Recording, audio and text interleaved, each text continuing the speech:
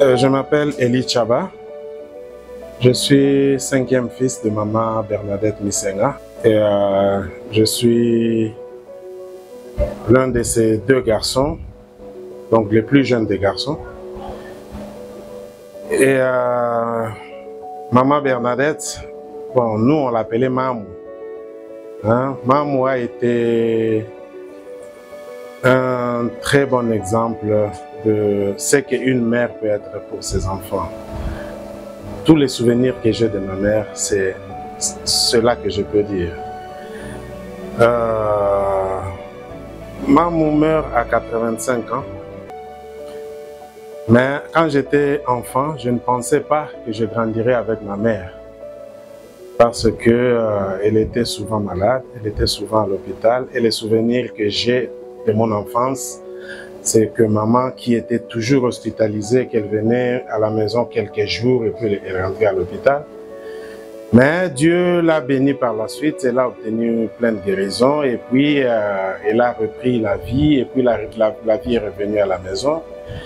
Et elle était une vraie combattante. Elle a tout fait pour le bien-être de ses enfants.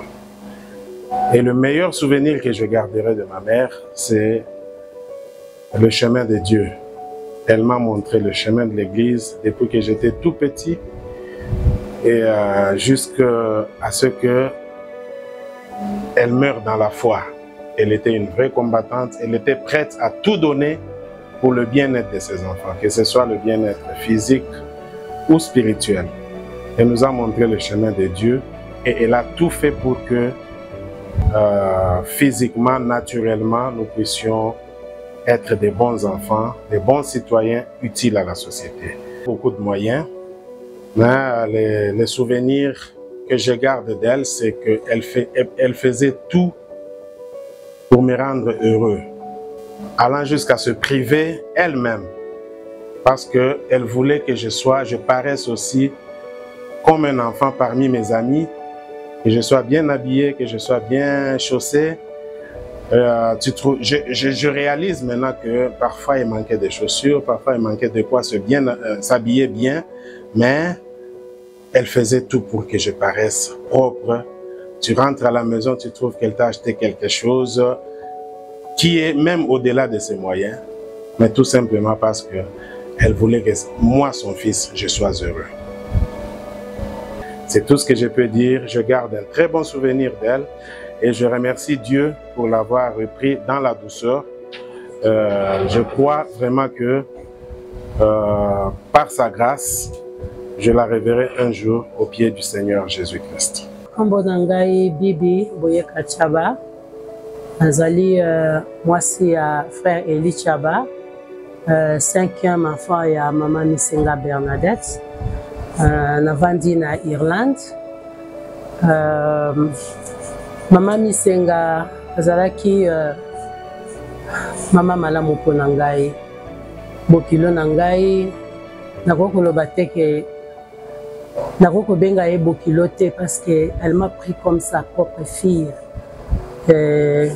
Abokolinga lokola mwana na ye, ayambinga na makolo na ye lokola mwana na ye, atraitenga lokola mwana na ye na nyonso et vice versa.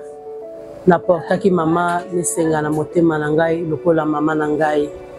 Nazalaki na mama mosusu te apa mama Misenga. Bolingo na ngai mpona ye elekaki tellement makasi mingi. Nayebi te nini naloba mpona na mama Misenga. Basouvenir eza ebele mingi. Ya basouvenir ya kosekisa à tout moment na mosika place tozali tango tozosolola na mama tozanga koseka te, azanga kotumola biso te. Il y a longtemps chrétienne, jeune chrétibiri. Bandela. Il y a longtemps chrétienne, jeune chrétibiri. À la Claire Fontaine. À la fosse c'était la maragirito.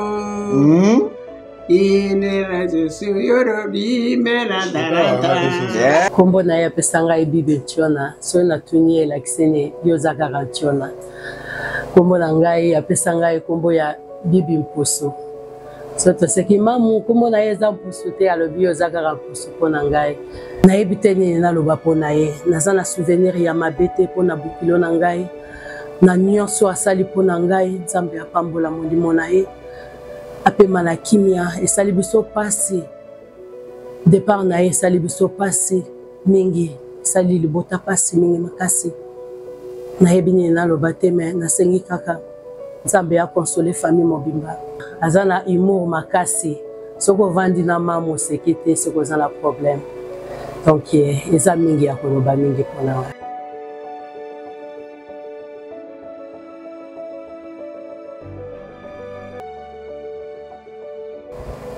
Nzambe ya console biso nyonso apesa makasi. Ayebi nyonso, ayebi pourquoi esalami ou esalami. Nayebi ki anjio tokokutana. Nayebi ki aza na kimia. Nayebi ki place azali aza na esengo. Eke Nzambe apesa biso pe makasi ki anjio tokutana lisusu. Merci. Eza ngai kombo na nga mama Vero Kalanga, mwana mama Bernadette Misenga. Naza 4e na ye, na ba fille naza 3e. Mama Bernadette azalaki mama malamu mpo na ngai. Soki nalobi mama malamu mpo na vandi na ye. Mama na ngai alakisi nga eloko bolingo. Mama na ngai alakisi nga losambo. Mama alakisi nga ata naza ya kolemba. Mama salaka partout les moyens, il faut kaka tosambela na butu. Mama na ngai nayebi te onga nakoki koloba mpona mama na nga, non. Ye moko nanu butu mobimba alalaka te bakoko ne kutu bakoma ye kosilika aderangeaka bango. Akolala muke muke alamuki okoyoka kaka azosambela aza mama ya losambo. Ti azokende azotika nga nayebi te atiki pota munene na kati ya motema na ngai. Navandi na mama na nga ayebi kosangisa lokola nauti koloba yango. Ata naza na likambo moko oyo etushe nga makasi, nazwi pe décision lobe yoka eleka na matoi na ye te.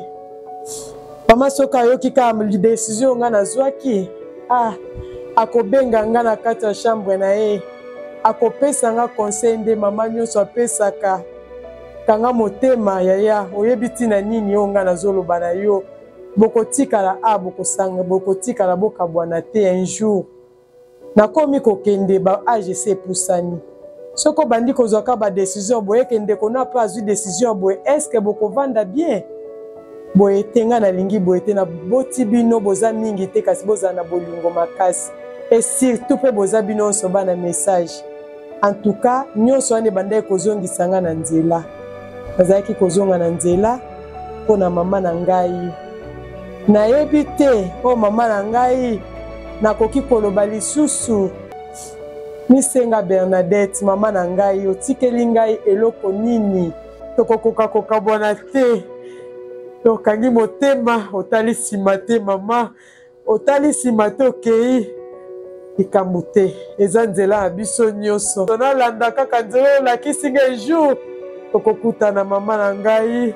À nous revoir au pied de Jésus, ma mère. Moi, c'est Maman Ruth Kalo.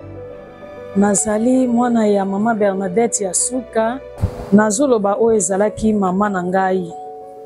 Mama na ngai kombo na ye Misenga Chikala Bernadette. Azalaki mama moko alingaki Nzambe mingi, mama ya losambo.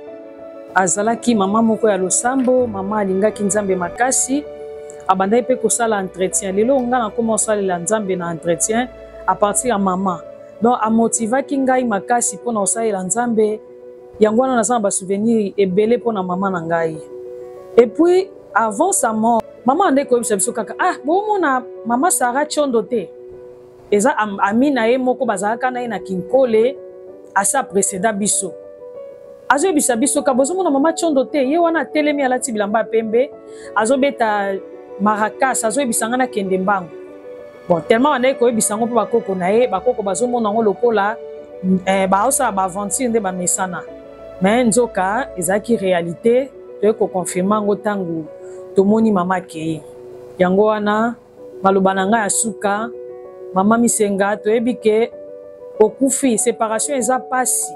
mais toyebi ke l'un de ces 4 matins tokokutana molimo na yo epema na kimia. Je me présente, je suis Joseph Kayembe Moukala. Je suis l'aîné de Maman Bernadette Misenga, l'illustre disparu dont l'occasion nous est donnée pour venir faire ces petits témoignages à son sujet. Maman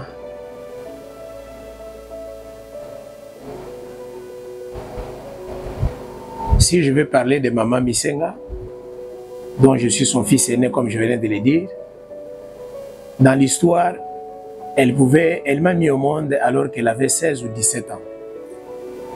Donc elle était une jeune fille, une petite fille. Alors, selon l'histoire, hein, qui était Maman Misenga?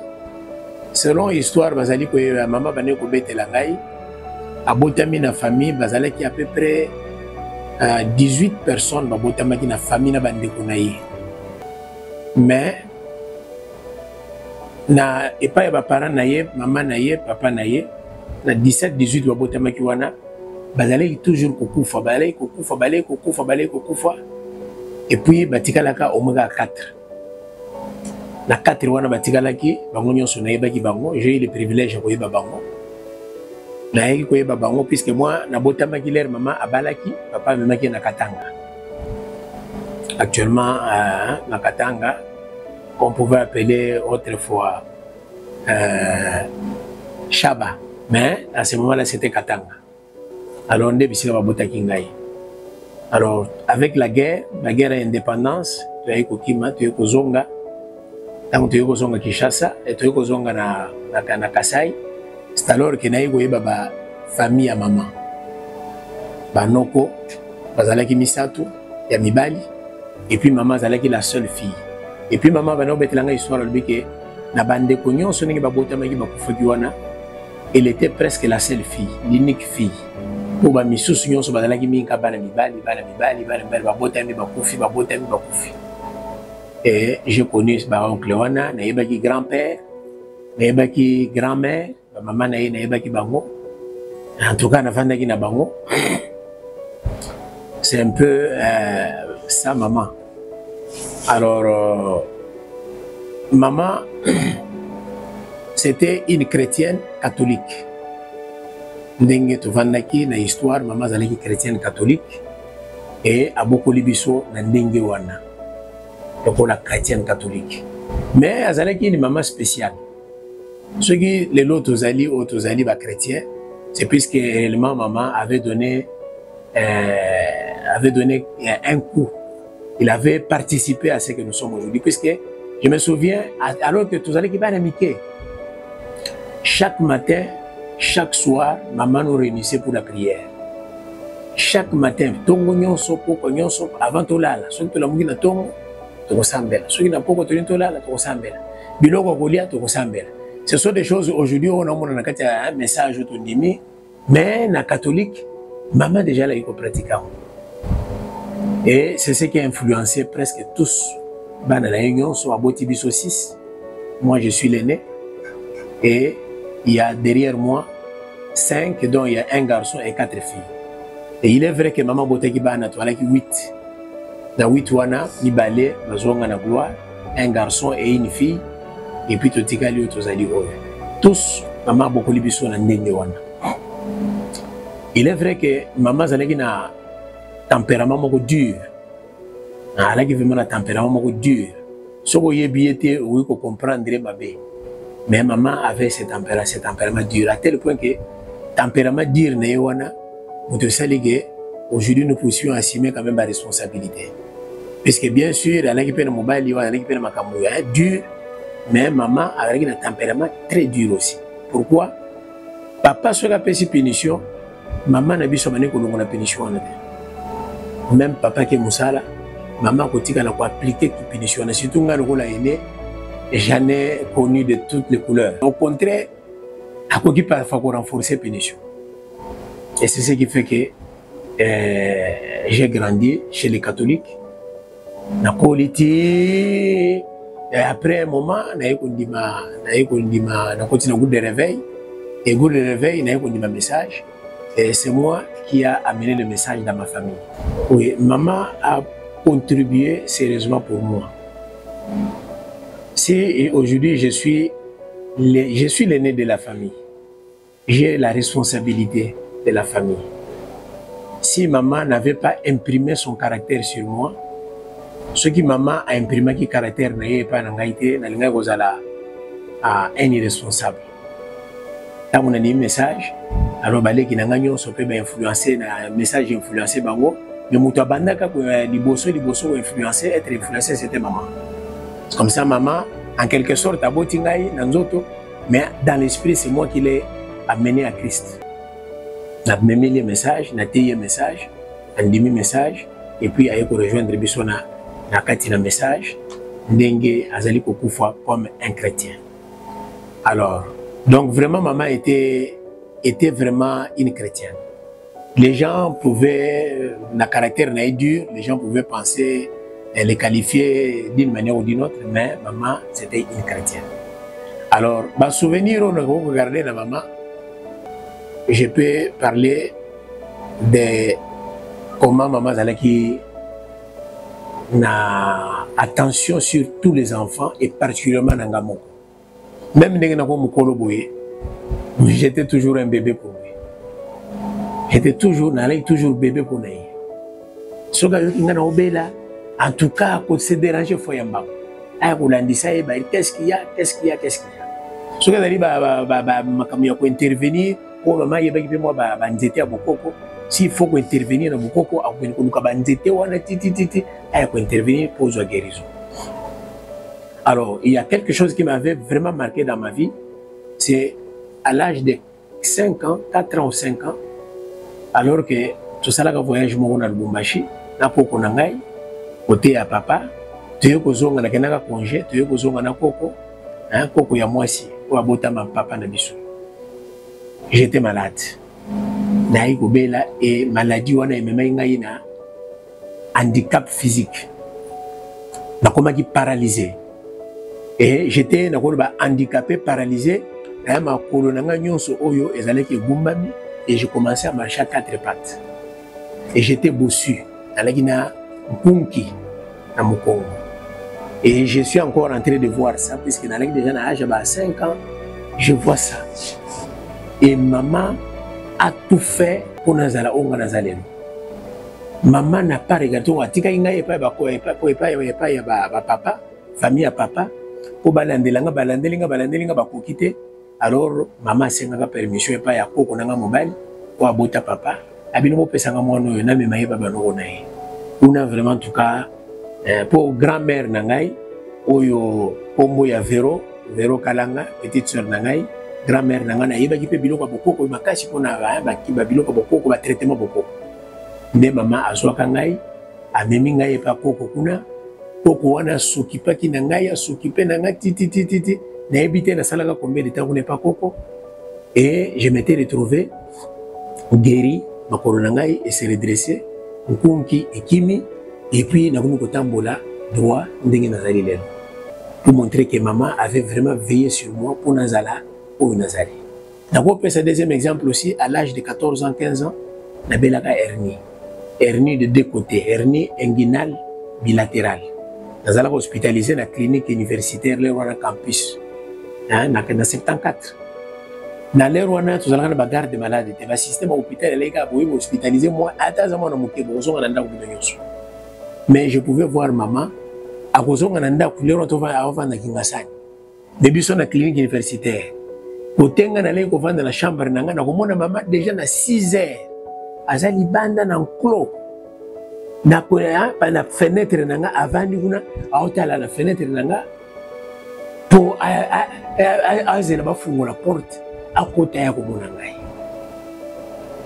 C'est l'amour maternel, elle a exprimé ça. Elle a vraiment exprimé ce que je sais dans la Bible, l'amour maternel. Elle a aimé. Elle a beaucoup aimé. Et je peux citer autant d'exemples où maman Alexei qu'elle était à la hauteur de faire son travail. Une fois, j'ai voyagé pour l'Europe. Dans un voyage pour l'Europe, maman a contribué sérieusement au voyage.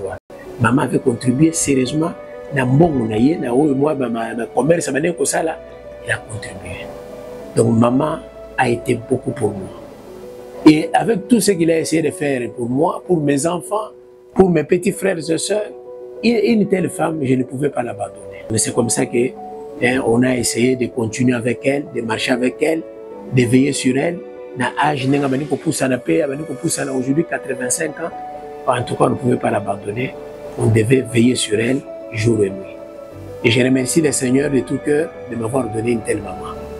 Une maman qui a aimé Dieu, qui a aimé ses enfants, et moi personnellement son fils aîné, et qui s'est donné corps et âme aussi pour la parole de Dieu. Je le voyais comment il était à l'église, pour que nous faisons la messe à l'église, pour que nous faisons la entretien à l'église, et il faut prier.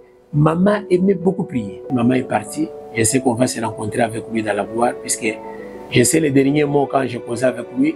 Elle est morte le vendredi. Moi, j'étais avec lui le jeudi soir. Le jeudi soir, je suis allé le voir. J'ai vu qu'elle peinait. J'ai vu qu'elle allait copain, elle allait vraiment souffrir. Mais elle est dans l'hôpital. Elle a examen, bon, ils allaient quitter que nos malades, tout ça. Mais qu'est-ce qu'elle me dira? Elle me dit que en Chiluba, c'est-à-dire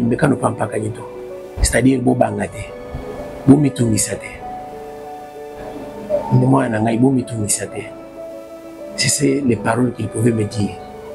Et vous la voyez que Azalaki qui vraiment trop sérieux et même pas pour elle ne présentait même pas la mort. Elle ne présentait pas ça. Et c'est pourquoi quand on m'a appris le vendredi que maman est morte, j'étais désemparé. Nandima quitté, puisque il y a une femme forte. En tout cas, je ne pouvais pas penser que maman pouvait partir à 85 ans. Je pensais que peut-être elle peut aller encore même une année, 2 ans, 3 ans. Mais Dieu a décidé autrement que son nom soit béni. Ngai naza bokilo ya liboso ya maman Bernadette. Maman Bernadette abotaki bana na ye 6. Mobali na ngai azali mwana na ye ya liboso. Na bana ngai. Maman Bernadette azalaki nani? Nayebisa bino pona ngai andeko na ngai nazoloba boye eza pasi makasi pona ngai. Maman Bernadette azalaki bokilo na ngai, nazalaki mama na ngai. Koler babali ngai, nayaki na libala na 20 ans. Ngai nazwaki libako te lokola bana ya lelo bazobala bango bazwi mala moko bakei na bandako na bango ya mabala. Mama bokilo na ngai alobaki maman Yvonne yaka tovanda na yo. Yaka tovanda na yo ata 1 mois 2 mois avant okende pa na yo. Ovanda omesana na basemeki na yo napesaka yo ba conseil. Ah mama na ngai nasalaki yango na boyaka te. Nayaka kovanda mama na ngai makenda azokende kolala na ndako ya ngai na mobali na ngai mais journée mobimba na banda kolekisa pa ya mamu na ngai tokovanda na ye akopesa yo ba conseil akopesa nga ba conseil oyo azalaki mama na ngai po na ngai nazalaki omona mamu na ngai soki naza na ntango ya pasi okoyela ngai bafufu nikeli ngai bamasangu oyo kopitikela ngai ke nalambela bakoko na yo balia tovandi na mama bokilo na ngai bambula ebele anda na koti na libala oyo ngai na mobali na ngai toleki badifficulté ebele ezangaka na libala te so okomona mamu na ngai koya ere nyonso mamu Yvonne kanga motema mamu Yvonne kanga motema libala ezalaka kaka boye vandela bana oyo nde vi na yo mamu na ngai nani akopesa ngai su conseil ya modele oyo mamu na ngai ozalaki osali mingi mpo na ngai kolekisa ata bana oyo oboti osali mingi mpo na ngai mamu na ngai okovanda boye akangeli yo anikeli yo masango bafufu aye kotikela yo lambela bakoko na ngai balia mamu na ngai nazosanga parfois maloba mpona kolobela yo mamu na ngai. Oh Seigneur, mamu na ngai molimo eke molimo na yo epema na kimia ozalaki mama malamu. Je m'appelle Sharon Misenga Kayembe. Je suis le, comme on le dit, Koko, hein? Naza Koko ya Mamou Misenga Bernadette. Biso ba Koko na ye tozalaki na esengo mingi ya kobotama kokuta Koko na biso. To vivre na ye, to passer na ye baton mingi, et puis toza na ba souvenir moi mingi pour na Koko Bernadette. Koyemba na kosekana ni mwema. Merci Jésus. Merci Jésus. Qu'est-ce que ça doit être? Qu'est-ce que ça doit être? Merci Jésus. Alléluia.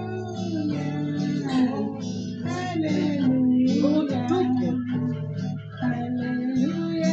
Maman de moi. La chaise.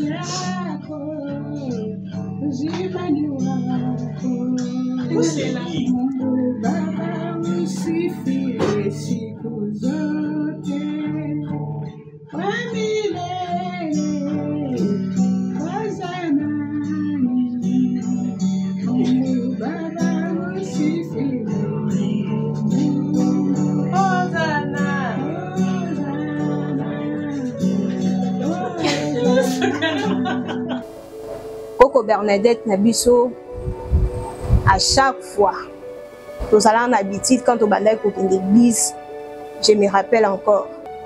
Après quitte, ceux qui ont bimi, nous allons en moi point Nabiso mon robot au bandai kokuta. Ceux qui ont bimi wana au mona Koko, à retour na mon biche. Ni c'est un biche, à tout ni Koko nyonso, vous êtes bien, bodi nanda. À retour na bino ba question mon robot yeba, boliaki. Watu na bino bozana posa nini, et puis Koko azalaki na habitude à chaque fin de l'année abadai ko pesa biso ba cadeau wana omona ko sombela robe ola tandeti na bona ndenge zalaka routine na Congo awa osombela bino robe osombela bino mweloko pour que bola ta bosa la paix joyeuse. Koko na ngai Misenga Bernadette nazana ba souvenir rebelle pour na ye. Je me rappelle la belle Makasi une fois, à tel point que papa, na maman nanga ya bota ki leki mususu azalaki na possibilité de avoir au de la hôpital. Mais Koko ayaki hôpital wana na sala 1 mois. Koko nanga azalaki wala toujours pour nanga. Des fois même nazalaki aux atteindre fièvre était. Le fait que monio au finiki, mbangu ko kwa kiko benga infirmière. Boya kotala kokona na monia finiki peut-être azana fièvre. Ben infirmier ba ko yo tout nanga boy. Na siliki na bia mamu nini okeko benga ba infirmier pour on nga na mona ki o finika ki on na ki ko benga. Nyo sona ba na ko veiller ayeba soki naza bien, soki naza ndenge nini. Donc Koko na ngai na ndenga kei boye, je ne m'attendais pas. Le coup est sur le Yesu. Que son âme repose en paix. Kombo nanga Rachel Misenga Kanyiki. Naza Koko ya Mama Bernadette wa utikotika biso. Alors naza na mwa liloba mukie pona ye po ya zalaki pona biso ba Koko na ye. Mama Bernadette biso to bandaye ko benga ye mamu. Bien que aza Koko na biso. Azalaki Koko moko d'abord ya esengo mingi accueillante. Azalaki ce qui peut-être oye na camarade na yo na moninga na yo ako s'intéresser à yeba eza nani avant daka wapi okomona ta landi yo na ndaku eloko olia eza te pesa ye. Tellement elle faisait ça a attiré l'attention de mes amis. Baninga nanga pe babanda ko sepela na ye makasi Koko na bino aza bien. Aza vraiment bien. En plus, ce que j'aimais chez elle, c'était Koko na biso ata au PCA et loko ya mukie. Même 1000 francs. Elle va tellement se réjouir et kope sa oli sous esengo ya kope sa ye. Je me rappelle avant que Yakoufa, donc 3 mois avant, elle m'avait dit chacun n'a pas bana benganga souvent ndoi chacun. À chaque fois, so lingo pesa nga mbongo, ko pesa nga lisuna maboko boye, te pesa kanga na enveloppe, ateza mukie. Donc, ils ont pris ça l'enveloppe, bon, ils ont ça bien. Ils ont ça dans santé qui vraiment est lourd, comment on a monté, mais je me suis dit waouh. Et quand tu la donnes ça, à cause se réjouir ma casse, on dirait au PCS, elle ne va même pas compter qu'il va me soucier ça quand on elle va vraiment se réjouir et à remercier yo. Et chaque fois, ce qui m'avait encore marqué chez ma grand-mère, elle s'est réveillée chaque jour, la nuit, donc 3 à 4 fois pour prier. Chaque fois que je me réveillais, même vers 1 heure, des fois 2 heures, nabanda koyoka kaka soit azo sambela, soit azo yemba. Alors je me disais, Seigneur, si tu me donnais au moins cette force, comme cette grand-mère, elle prie même, elle a déjà fait son travail. Dans mon quai à côté nandaku. Quand c'était quelque chose le long, sous oyo kaka zo yemba nae, mwanzembo na ko yemba ta refrain muke. Après banti ko sambela. Soit si au sambela ngana oyebisa femme de prière. Outi sous ko sambela, awtalanga kaka oseka oloba. Awebisanga nini sous na osala na mokilo na komika ko sambelela bino. Nzamba sunga bino. Donc c'est quelque chose qui m'avait tellement marqué. Si le long alobaka na motema Seigneur, si tu me donnes au moins cette force là, que na banda ko prier yo sans cesse comme la Bible le dit, ndenge koko perzo sala boy. Ça sera quelque chose de très bien. C'est parmi les grands souvenirs que je garde chez ma grand-mère. Si un jour Dieu me donne aussi cette force-là de prier à chaque instant, donc depuis que je suis née, natikala au mon amour, assembler sans cesse le rôle a été.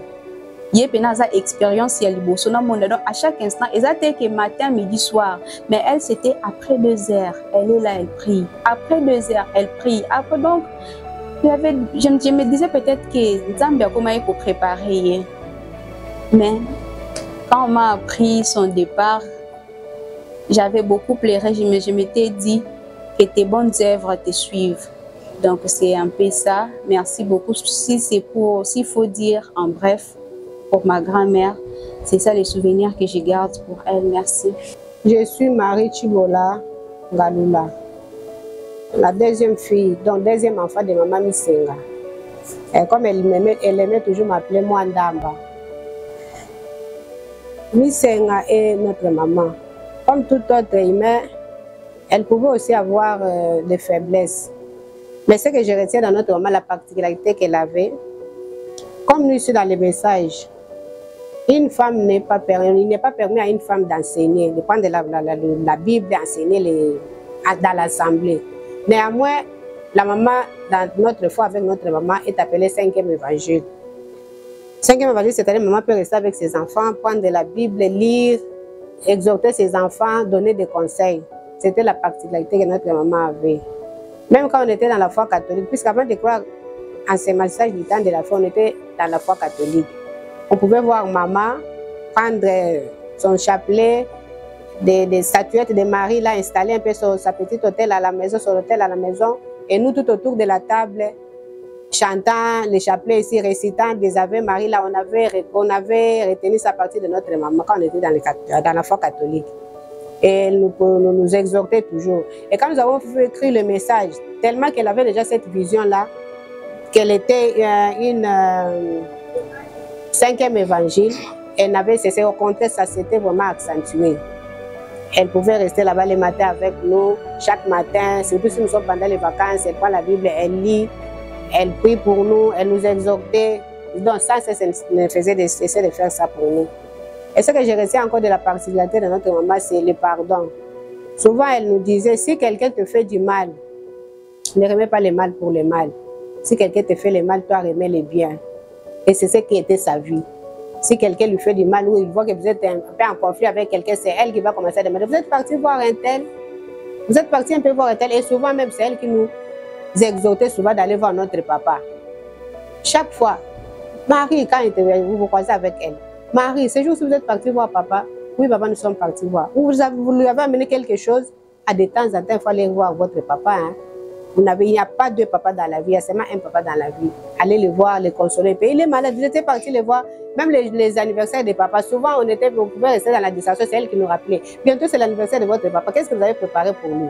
Donc c'est une maman qui nous exhortait beaucoup, donc qui faisait voir qu'elle était vraiment une mère pour nous. Ce que je retiens encore de notre maman toujours, même avec ses petits-fils, petites-filles, Quand elle pouvait rester avec elle, elle faisait vraiment des humours. En tout cas, pour côté humour, elle était là. Et même nous, ses enfants, on les considérait une fois comme notre grand-mère, tellement qu'on n'a pas de grand-mère. On s'est consolé dans les jeux avec des grands-mères en elle. Surtout avant les dernières années qu'elle s'affaiblisse, chaque vendredi, elle partait se consacrer à l'église. Et la nuit à la maison, elle pouvait se réveiller 3, 4 fois pour ne fût-ce que prier. Même pendant la journée, pendant ses heures libres, elle était en train de lire sa brochure ou entrer à la maison, se consacrer, prier. Et je la voyais aussi aller même à Shekina Publication, demander les brochures. Et ces brochures-là, elle distribuait aux gens. Quand on peut le demander par ses petits-fils, est-ce que ces brochures ils vont lire? Ça dit, non, moi j'ai fait mon travail et c'est leur jugement. S'ils vont lire, tant mieux, mais moi j'ai fait mon travail. Vraiment, c'était vraiment, il y en a beaucoup. J'ai beaucoup de souvenirs d'un tournoi. Si je ne peux que citer les quelques souvenirs là. Et le dernier, moi je dis seulement que notre maman, vous étiez vraiment une mère pour nous. Une mère, comme on t'appelle, une mère en majuscule. Qui a fait vraiment de nous ce que nous sommes. Nous te sommes vraiment reconnaissants. À partir de tes prières, tu as vraiment fait de nous, tu nous as ramenés dans le message.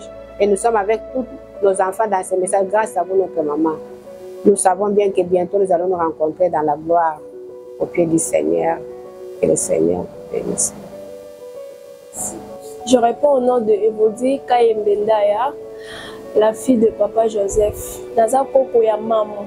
Nazo le belampe, babon souvenir ya koko na biso. Elle était vraiment une grande mère, unique à son genre, spéciale. Elle aimait bien plaisanter, elle aimait des humours.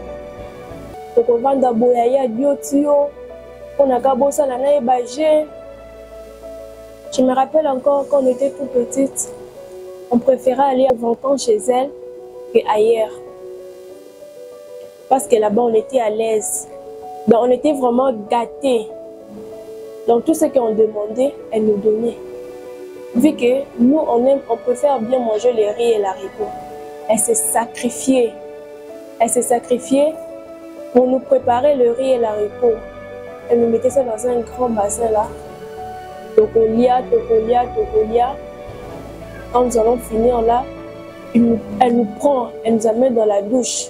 À Sokoli Biso, à Silisi, à Memi Biso Libana, vu qu'elle faisait, à Sakina business na ya mukie, Liboso Lupangu wana. A Omema Biso Biso no Sebakoko na ya che Biso wana to vanzi. A Ochela Biso ba miliki na kati ba papier, tozolia, tozobeta masolo. L'autre fois, 2 fois, ceux qui babengani Biso na classe, elle prenait son argent. Boya Kozambongo. Ndaya, Yakozambongo fout dans la classe. Elle prend son argent, elle te donne. Ndaya, Boni, quand on était malade, Mamou, elle était là pour nous. Elle était là pour nous avec ses médicaments traditionnels. Elle partait, elle cherchait pour venir nous dire que Oyoka bien. Oyoka bien. En tout cas, je garde de bons souvenirs en elle. Je garde vraiment de très meilleurs souvenirs en elle. L'autre fois, avant que je puisse me marier, Nakenda Kepana a présenté mon bal Nangai. Ayambi Biso, Asomeli Biso secret. Elle ne voulait même pas que nous puissions partir. Tout ce wana, Tobeta Masolo, to Seka. Mais vu l'air, on devait toujours retourner. À la fin, il me dit, Ndaya Ozamo Nanzambe. Il faut que vous tambola Nanzambe. Elle était là vraiment, elle donnait des conseils, à part ma blague naïme, dans les moments sérieux comme ça, elle donnait des conseils en tant qu'une grande mère. En tout cas, là où elle est, que son âme repose en paix, je crois bien qu'elle est auprès de Jésus. Elle nous attend, l'un de ces 4 matins, nous allons nous revoir avec. Je suis Gertrude Kapinga. Je suis vraiment connue sous le nom de Yeti. Les petits enfants, nos enfants m'appellent souvent Tantine Yeti, il y a des autres qui m'appellent Maman Yeti. J'accepte toujours ce mon nom. Je suis la troisième fille de Maman Misenga Bernadette. Je peux dire que je suis restée la 3e, mais je suis le 4e né de la Maman Misenga Bernadette. Pourquoi? Puisque son aîné c'est tonton Joseph Kayembe. La deuxième, c'était une fille, elle nous a déjà précédés. Après, la deuxième fille, c'était Tantine Maya. Et la 4e, c'est moi. On est en train de pleurer maman aujourd'hui. Vraiment, ça fait mal. On ne s'attendait même pas qu'on allait se séparer avec notre maman. Elle était vraiment une très bonne maman. Elle a assumé vraiment son rôle vraiment d'une mère. Je peux me rappeler quand on était encore des petits enfants, maman était là en train de nous rassembler chaque soir. Elle était là, on ne dormait pas sans qu'on ait prié. Elle était là, pourtant nous prions chez les catholiques. Elle était là, elle nous rassemblait chaque soir, elle nous prodiguait des conseils, elle nous donnait des conseils, comment nous pour vivre, et tant bas basi, à l'exception le lingue de coca, à l'exception le lingue de comment se laver, comment être propre, comment maintenir nos habits, en tout cas tout. Elle ne nous cachait rien. Donc si nous sommes ce que nous sommes aujourd'hui, c'est grâce à cette maman ici. Vraiment, notre maman nous a marqué. La maman nous a vraiment marqué. Nous sommes nés notre papa est polygame. La maman était la première femme. Mais tu vois, avec la situation actuelle, tout ça qui vraiment est belé dans la famille. Donc papa a supporté, mais c'est notre maman qui faisait tout. On pouvait venir, puisque nous étions les 2 grandes filles de la famille, moi et tante Marie et moi. On était là quand on voit quelque chose qui pouvait sortir de cette époque-là où ils allaient régner et tambanamiquer, on venait nous plaindre chez la maman. Toujours qu'on se plaidait par maman. Maman, et là, maman elle s'est donné la peine de nous acheter ça. Nyon soko somba maman. Même na ba bonne année 8 ans, tu n'avais pas d'amitié, na bonne année, pas nyon soit colata, pas que ça, mais maman allait quoi surtout comme quand on va faire mois décembre, mois novembre, on va dire que tout la biso. Bonne année bokolata ni. Bonne année bokolata ni. Maman était là pour somber la biso nyonso. Période moko bo période de renya ka bana basi ba jeune fille balata maputa to yebisi maman abona notre kolata maputa. Notre maman nous a acheté les super wax. Maman nous a acheté un pièce de super wax. Tolatina ya mari nangai oyo atongeli biso mabaya tolati maputa.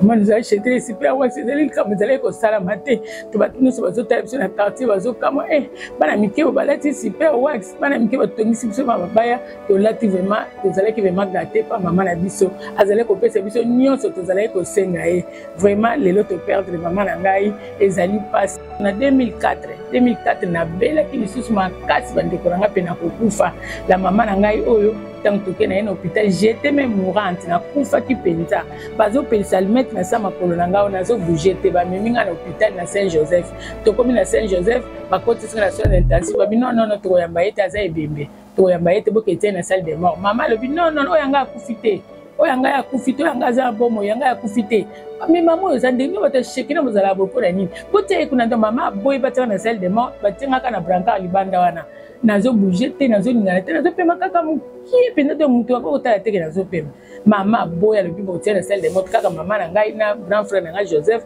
bazo prier ti après na ekolambale na lamuki esala ki panique na Saint-Joseph bata shekino baza bandoki bata shekino ndeke na bango eza ndoke ndeka ki ndoki tane ba lamusi bembo elamuka ki esala ki panique et l'air na ekolamuka na fandi na mbetu bakomi ko raconter qu'est-ce que la maman faisait maman nanga ko tika na tonton Joseph azo sibenga maman ko kende na toilette s'il vous plaît bande ko ngai maman ko na toilette ake ko fukama maman so kende ko lela maman so kende ko déclarer amna pas nzambe maman nanga zo lela maman zo lela zo bondela makasi mwana nanga na ngakufa te mwana nanga na ngakufa te wana na na bébé nanga Ariel atikala na tante Marie maman nanga sali nyonso maman nanga bondeli po na ngai na biki vraiment na ebité bande ko na ngai na nzana suka nde na sabu na raisonner maman makamno so sali ngai oui à couper na 85 ans c'est son âge n'a avancé il fallait qu'à faire âge to kabonani na âge mais pas si na motema pour la séparation to kabona maman na c'était une maman avec une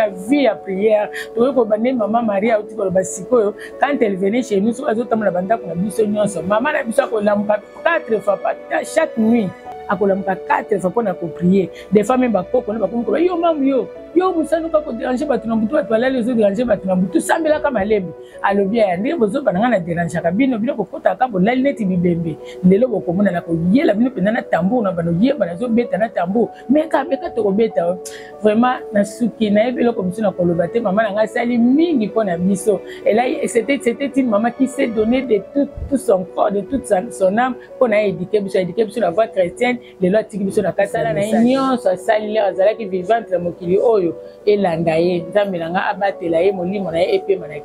Je suis Mouikalonji Caleb, le petit-fils à maman Misenga Chikala Bernadette l'enfant de sa fille, Nganza Kalonjirit. Maman Bernadette, précisément ma grand-mère, elle fut une grand-mère bonne pour moi. On a passé de bons moments. Par ses conseils, ça m'a aidé financièrement, malgré qu'on les rejetait, mais ça m'a aidé, ça m'a beaucoup appris. Surtout, elle avait l'habitude de rester, me parler de la vie, comment je suis, comment j'ai commencé, comment elle m'a porté quand j'étais bébé. Ouais, c'est par là, ça m'a beaucoup édifié et j'ai dit merci pour ça. Deux fois, parce qu'elle restait au quartier 7, quand j'avais un temps libre, j'ai passé la voir. On se mettait souvent avec elle. Elle était une grand-mère humoriste, elle faisait rire souvent. Ses histoires, elle nous racontait des temps passés et tout ça. Mais vu ça aussi, ça m'a beaucoup aidé, ça m'a édifié en tout. Les souvenirs que je garde de ma grand-mère est que, une fois je me rappelle, j'ai souffert, j'avais la carie, j'avais problème des dents. Elle m'avait amené dans un hôpital à Matete, docteur Karine. Elle a pris soin de moi, elle a essayé de m'enlever la dent. C'était des dents si je me rappelle bien. Elle m'a enlevé, elle m'a aidé. Je garde beaucoup de souvenirs d'elle. Et surtout, j'insiste sur ces conseils. Ces conseils furent beaucoup pour moi. Surtout, elle me demandait souvent, malgré qu'elle avait l'âge un peu avancé, malgré qu'elle répétait les questions là 2, 3 fois, 4 fois, mais j'essayais quand même de la supporter. Elle me demandait souvent trop, tu fais quoi dans la vie, tu étudies où?